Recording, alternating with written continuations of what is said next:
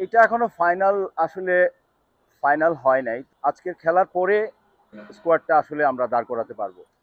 মেসেজটা তো clear, message clear. আমরা অনেক আগে থেকে আমাদের প্রোগ্রাম সেট করা আছে, আমাদের প্ল্যান করা আছে যে ইন্ডিয়ার সাথে আমাদের প্ল্যানটা কি হবে, প্রায় অনেক আগে থেকে রেডি। কোচ হয়তো চলে আসবেন, আপনারা জানেন যে উনি 3 বা 4 তারিখে চলে আসবেন। ওনার পারিবারিক আপনারা জানেন যে উনি বাবা হয়েছেন রিসেন্টলি। সো এর জন্য উনি ওনার মিসেসের পাশে আছেন, পরিবারের পাশে আছেন। বাট ওভারঅল প্ল্যান যেটা, আমরা অ্যাকচুয়ালি কোচিং স্টাফ জানি যে প্রত্যেক দিন আমাদের কি প্রোগ্রাম। যেমন এই সপ্তাহে আমাদের প্রোগ্রামটা কি। ইভেন ও স্পেন থেকে কিন্তু আমাদের এই প্রোগ্রামটা মনিটরিং করছে। আজকে আমাদের পুরোটা সেশন রেকর্ডিং হবে এবং এই সেশনটা ওর কাছে চলে যাবে, ও ফিডব্যাক দিবে, রিভিউ দিবে। দেন কোনো কারেকশন থাকলে এটা আমরা কারেকশন করে নিব।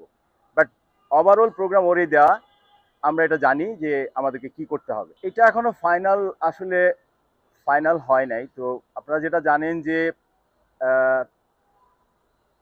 কিংসের খেলা আছে, ওখান থেকে আমরা প্লেয়ার নিব। আমাদের স্কোয়াডটা মূলত 26 থেকে 28 হয়, আপনারা জানেন প্রাথমিক স্কোয়াডটা।